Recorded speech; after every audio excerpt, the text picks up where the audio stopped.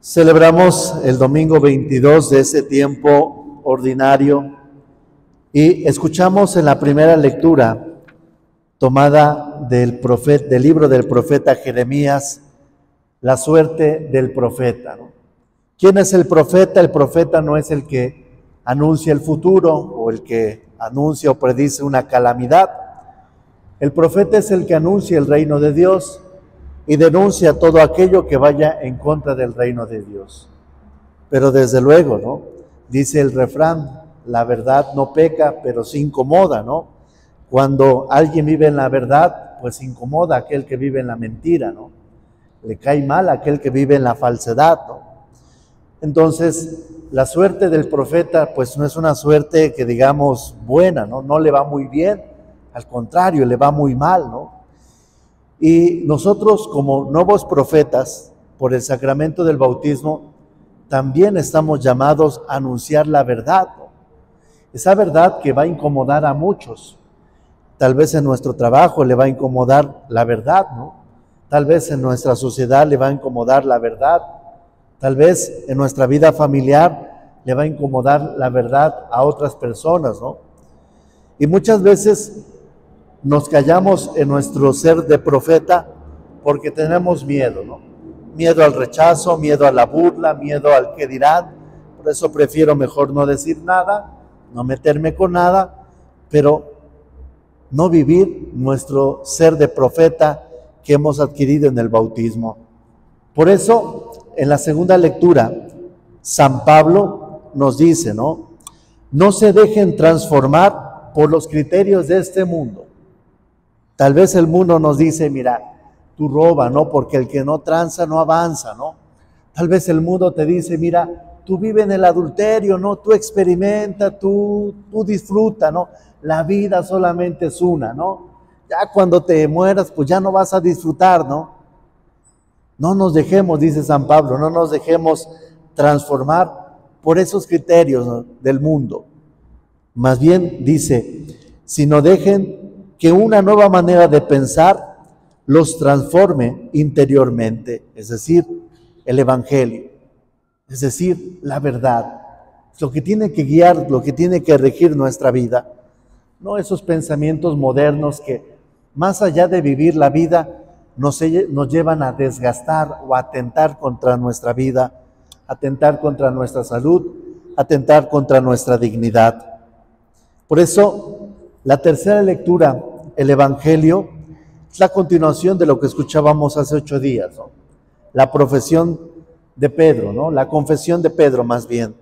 Tú eres el Mesías, tú eres el Hijo de Dios. Pero ahora, ¿cuál es la idea que tenía Pedro del Mesías? Un Mesías guerrillero, un Mesías poderoso, un Mesías que los iba a sacar de la esclavitud del Imperio Romano. Por eso cuando Jesús da 2 noticias, ¿no? Una buena y una mala. La buena, Él es el Mesías. La mala, Él es el Mesías que va a morir. Pero no coincide con la idea de Pedro, ¿no? ¿Cómo un Mesías guerrillero, ¿no? Un Mesías poderoso va a morir? Entonces no coincide con la idea que Pedro tiene del Mesías, ¿no? Del concepto Mesías. Por eso Él le dice, no, tú no vas a morir, ¿no? Tú no debes de morir, ¿no? ¿Qué es lo que le dice Jesús? Apártate de mí, Satanás, ¿no? Apártate. Y ese apártate, dicen los biblistas que es la misma palabra que se utiliza del griego original que encontramos en el llamado de los primeros discípulos, ¿no? Vengan y síganme, yo los haré pescadores de hombres. Ese apártate y síganme son palabras muy similares, que no significa quítate, ¿no? Sino más bien ponte detrás de mí y aprende. Cuando Jesús llama a sus primeros discípulos, les dice, síganme, es decir, pónganse detrás de mí y aprendan, ¿no? Porque lo van a poner en práctica. Hoy le dice a Pedro, apártate, no le dice quítate, ¿no? Ponte detrás de mí y aprende, ¿no? Y aquí podríamos decir, Pedro se queda solamente con el aspecto negativo. Una gran tentación a la cual podemos caer muchos de nosotros, solamente quedarnos con el aspecto negativo, ¿no? No me quiero poner de ejemplo, ¿no? Digo, Dios me libre que me ponga yo de ejemplo, pero mucha gente, ¿no? Algunos dicen, es que el padre no quiso celebrar la misa, es que el padre no quiso ir a ver a los enfermos, no ir a ver un enfermo, es que el padre no quiso confesar. ¿Y por qué no dicen, el padre confiesa a muchos pecadores? ¿Por qué no dicen, el padre va a visitar muchos enfermos? ¿Por qué no dicen, el padre celebra muchas eucaristías? ¿No? Solamente vemos el aspecto negativo, ¿no? Y no con ello quiero justificar ni mis faltas ni las faltas de mis hermanos sacerdotes, pero solamente nos quedamos con el aspecto negativo, ¿no? Con una mentalidad meramente humana. Por eso Jesús le dice a Pedro, ¿no? Esa forma de pensar no es la forma de pensar de Dios, sino más bien de los hombres. Y hoy podríamos decir, muchas veces caemos en esa tentación de solamente ver el aspecto negativo de las cosas. ¿Por qué no te casas? No, ¿para qué? No, así estoy bien, así estoy feliz, ¿no? Solamente vemos el aspecto negativo. Esa forma de pensar no es una forma de pensar de Dios, sino más bien es una forma de pensar del ser humano, ¿no? Oye, ¿por qué no trabajas? ¿Por qué no te esfuerzas? No, ¿para qué, no? Siempre salgo a trabajar y las cosas no cambian, ¿no? Una forma de pensar meramente humana, ¿no? Una forma de pensar meramente limitada, ¿no? Por eso este evangelio nos lleva a cambiar nuestra mentalidad.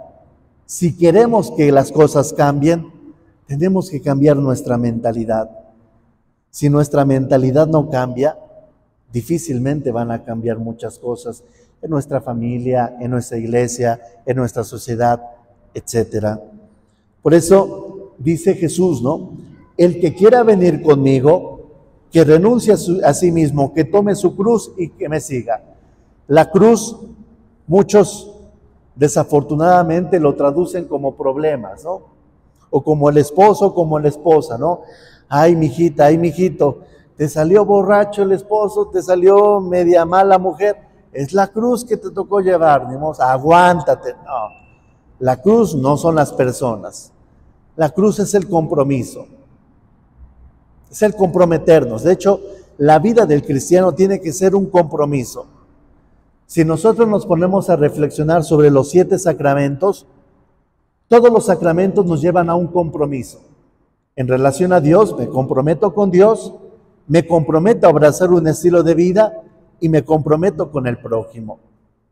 Aquel que no quiere vivir los sacramentos, en el fondo es porque no se quiere comprometer. ¿Sí? Le echa la culpa a otras cosas, ¿no? Pero en el fondo no se quiere comprometer. ¿Sí? Aquel que no se quiere casar, no se quiere comprometer. Aquel que no se quiere confesar, no se quiere comprometer. Aquel que no quiere comulgar, no se quiere comprometer, ¿no? Por eso Jesús dice, el que me quiera seguir, el que quiera ser cristiano, que se comprometa, que tome su cruz. Sí, y debe de haber desde luego un sacrificio. Acá a la Eucaristía tenemos que venir con un sacrificio. ¿Cuál es el sacrificio que nosotros estamos poniendo sobre el altar? Dice la segunda lectura, ¿no? Por la misericordia de Dios que Dios les ha manifestado, los exhorto a que ofrezcan ustedes mismos como una ofrenda viva, santa y agradable a Dios. ¿Cuál es la ofrenda que nosotros le estamos ofreciendo a Dios? Cuando estaba en Europa, ¿no? En una ocasión fui a una parroquia al norte de Italia, ¿no? Trecenta, en la parroquia de San Giorgio. Y me acuerdo que estaba yo confesando y se confesó un niño, ¿no? Un niño que la mamá era italiana y el papá era ruso, ¿no? Entonces el niño hablaba entre ruso e italiano, ¿no? Yo me acuerdo que yo lo escuchaba y yo al principio no sabía que él tenía, pues, que el papá era ruso y la mamá italiana, ¿no? Yo por más que le ponía atención, yo a veces no le entendía algunas palabras. Yo decía, híjoles, mi italiano es muy básico, que no le entiendo a este niño, ¿no? Pues ya, digo, pues la gracia suple, ¿no? Pues yo te absuelvo, órale, échale ganas, pórtate bien. Y al salir me aborda la mamá, ¿no? Me dice, padre, ¿sí le entendió a mi hijo? Yo no puedo decir que es lo que me dijo su hijo, pero le dije, sí. Fíjese que mi esposo es ruso, ¿no? Y le digo, ven.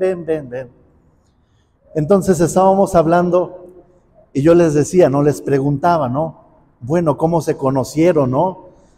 Ya me hablaban que por medio del trabajo, que primero los dos hablaban inglés, después él tuvo que aprender italiano por amor, porque se quería casar con ella, quería entender la cultura, y después ella me decía, yo también tuve que aprender ruso, pues quería casarme con él, entenderlo, entender su cultura, etcétera. Cuando uno está enamorado, ¿no? Cuando uno está enamorado, hace muchas cosas, ¿no? Yo lo he escuchado en algunas familias como algunas esposas decían, ¿no? Pues él, cuando éramos novios, él venía a comer y comía muy picoso, ¿no? Y me decía su mamá que en su casa se ponía muy rebelde, muy berrinchudo, que porque la comida era muy picosa, pero aquí sí comía picoso, ¿no? Cuando uno está enamorado, sí, no es que se convierta, ¿no? Pero hace muchas cosas. Haciendo esta analogía, Dios habla nuestro idioma, ¿no? Se ha encarnado, por amor se ha encarnado a nosotros. La pregunta es, ahora nosotros, ¿qué hacemos por amor a Él? ¿Cuál es el sacrificio que nosotros le ofrecemos a Él, ¿no? A veces queremos experimentar una vida o una fe cómoda, ¿no? Creo que es el ejemplo que he dicho estos últimos domingos, ¿no? El ejemplo de la consagración, ¿no? A veces me conflictúa, ¿no? ¿Cómo es el momento de la consagración? Y no me refiero a aquellos que tienen tal vez algún malestar físico, ¿no?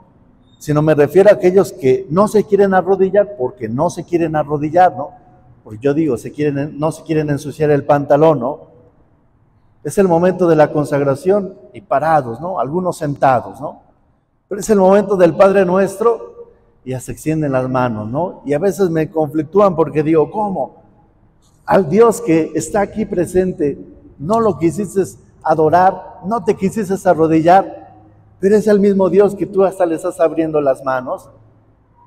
Es que queremos vivir una vida o una fe cómoda, porque el arrodillarse implica un sacrificio, implica un esfuerzo. Y como abrir las manos no implica mucho sacrificio y mucho esfuerzo, pues mejor acá, más cómodo, y vivo así mejor la fe. ¿Cuándo vienes a misa? Cuando me nace de corazón, ¿no? Cuando no se atraviesa otra cosa más importante, voy a la Eucaristía. Experimentar una fe cómoda, una fe que no me lleve a un sacrificio. ¿A qué venimos a la Eucaristía? A ofrecer, dice el sacerdote, oren hermanos, para que este sacrificio, que es mío, pero también de ustedes, sea agradable a Dios Padre Todopoderoso. ¿Cuál es el sacrificio que nosotros hoy le venimos a presentar al Señor? ¿Cuál es el sacrificio, no? Cada uno de nosotros tenemos que pensar. Y si no ofrecemos ningún sacrificio, es que nuestra forma de pensar es como la de los hombres, es como la del mundo. Si ofrecemos un sacrificio, es que nuestra forma de pensar es como la de Dios. Ahora, esto lo podemos aterrizar a nuestros diferentes ambientes. En el matrimonio, ¿no? En el matrimonio, ¿cuáles son los sacrificios que yo hago? ¿Cuáles son los compromisos? ¿A qué me he comprometido? Si no hay sacrificios y si no hay compromiso, mi mentalidad es como la de los hombres. Mi mentalidad es como la del mundo. En cuestión de la educación, ¿no? ¿Cuáles son los sacrificios? ¿Cuáles son los esfuerzos que yo hago, no? Si no hay sacrificios, si no hay esfuerzos, significa que mi mentalidad es como la de los humanos, como la de los hombres, ¿no? no como la de Dios. Por eso hoy Jesús nos puede decir a ustedes y a mí, ¿no? Apártate, ¿no? No nos está diciendo quítate, ¿no? Más bien ponte detrás de mí y aprende. Aprende cómo se tienen que hacer las cosas. Vamos a pedirle al Señor que nos ayude a escuchar su palabra, ponerla en práctica. Se ponen de pie.